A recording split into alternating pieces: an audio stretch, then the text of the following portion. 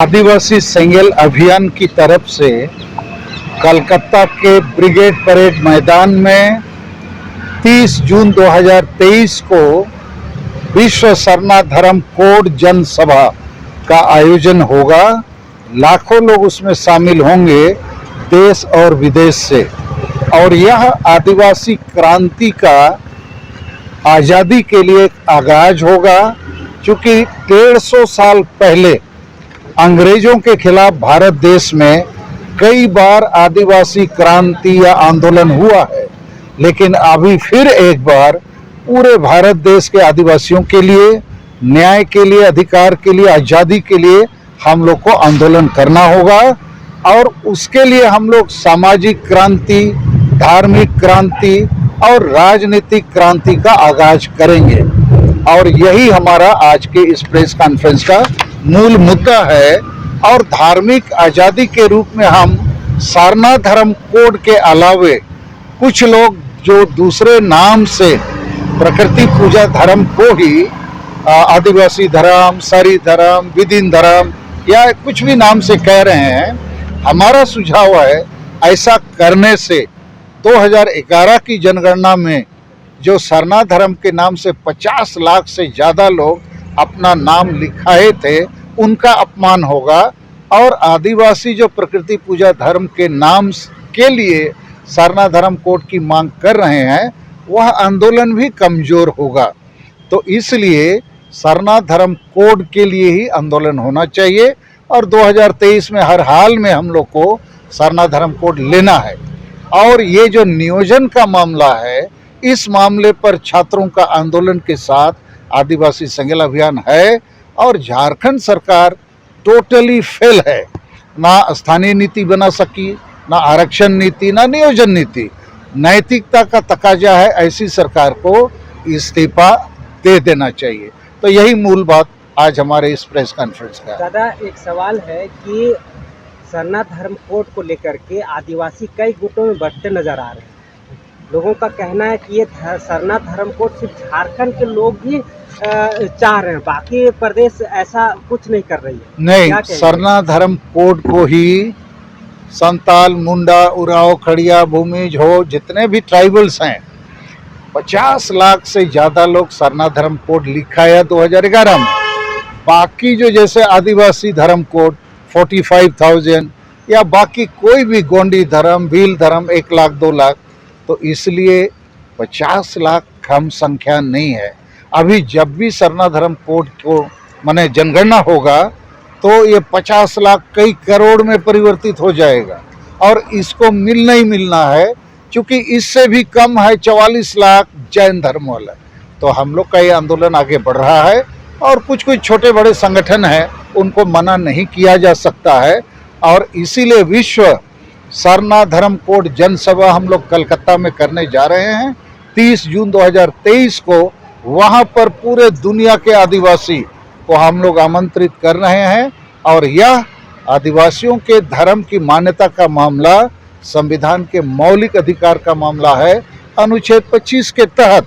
और पूरा दुनिया के लोगों को हम बताना चाहते हैं कि भारत देश में आदिवासियों को अब तक उनका मौलिक अधिकार, धार्मिक मान्यता प्राप्त नहीं हुआ है, तो हम आज़ाद कैसे हैं। तो धार्मिक आज़ादी की ये लड़ाई है।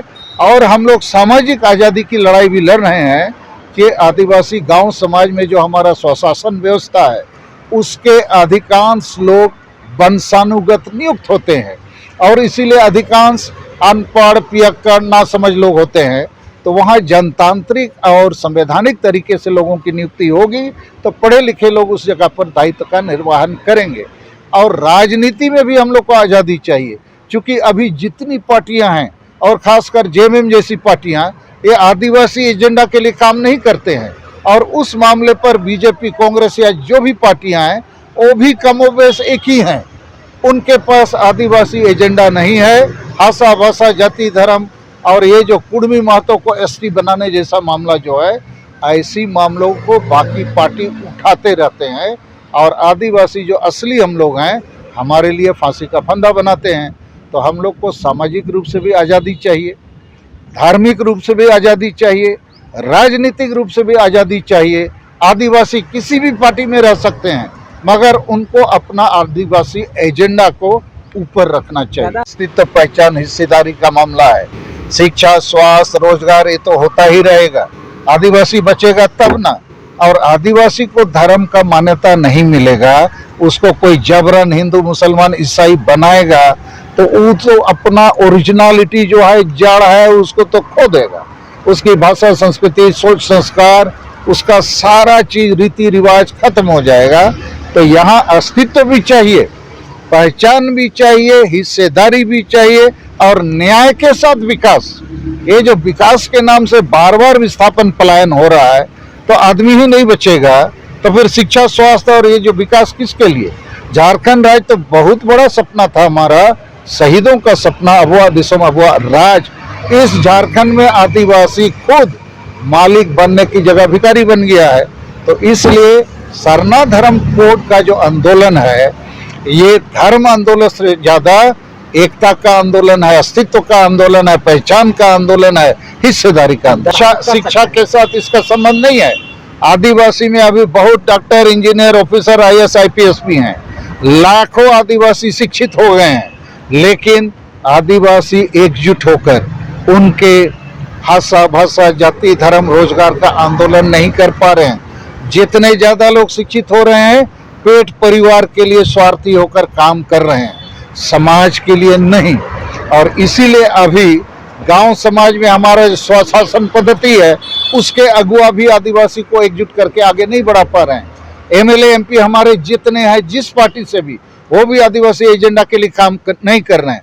पढ़े लिखे लोग और अधिकांश सामाजिक संगठन के नाम से जो आदिवासी संगठन चला रहे हैं, और पढ़े लिखे जितने हमारे डॉक्टर, इंजीनियर, ऑफिसर, प्रोफेसर, वकील आदि हैं, वो भी आदिवासी का काम नहीं कर रहे हैं। इसीलिए अभी शिक्षा से ज़्यादा एकता और आंदोलन की ज़रूरत है। बिरसा मुंडा, सिद्धू मुर्मू, तेलंगा खड़िया, तिलका मुर्मू या जितने वीर बुद्धू भगत, फोटो हो, ये लोग पढ़े लिखे नहीं थे, लेकिन समाज के प्रति उनका प्रेम, मोह जो था, वो कुर्बानी के लिए उनको आगे बढ़ाया। आज समाज में वैसे लोगों की ज़रूरत है, वैसे नेतृत्व की ज़रूरत है, जो जरूरी नहीं है कि पढ़े लिखे लोगों के बीच में से ही आए। तो इसलिए सरना धर्म कोड आंदोलन एक एकता का आंदोलन है, अस्तित्व का, पहचान का, हिस्सेदारी का। झारखंड में पक्ष विपक्ष दोनों ही शिक्षित बेरोजगारों के साथ अन्याय कर रहे हैं, अत्याचार कर रहे हैं, शोषण कर रहे हैं। हमने तो सुझाव दिया है, प्रखंडवार नियोजन नीति लागू करो। सरकार की जितनी नौकरियां हैं, 90% हिस्सा ग्रामीण क्षेत्रों को दे दो, और प्रखंडवार कोटा बना के उसी प्रखंड के आवेदकों से भरो। ना स्थानीय नीति की जरूरत पड़ेगी, ना आरक्षण की, ना नियोजन नीति की, ना नीति की अपेक्षा माने इंतजार करना होगा, ना खतियान की जरूरत होगी। प्रखंडवार इस आंदोलन को, इस नियोजन नीति को लागू करने से 2-3 महीनों में सारी नौकरियां गांव देहात के लोगों को मिलेगा। अन्यथा वैसा कोई भी नियोजन नीति फिर बनेगा और केंद्रित तरीके से नौकरी बांटी जाएगी, तो भ्रष्टाचारी लोग रांची में आके नौकरी खरीद लेंगे और झारखंड के असली आदिवासी मूलवासी को नहीं मिलेगा। झारखंड में लगातार विस्थापन और पलायन चल रहा है, तो झारखंड सरकार को चाहिए न्यायपूर्ण पुनर्वास नीति बनाना, ये सरकार का दायित्व है।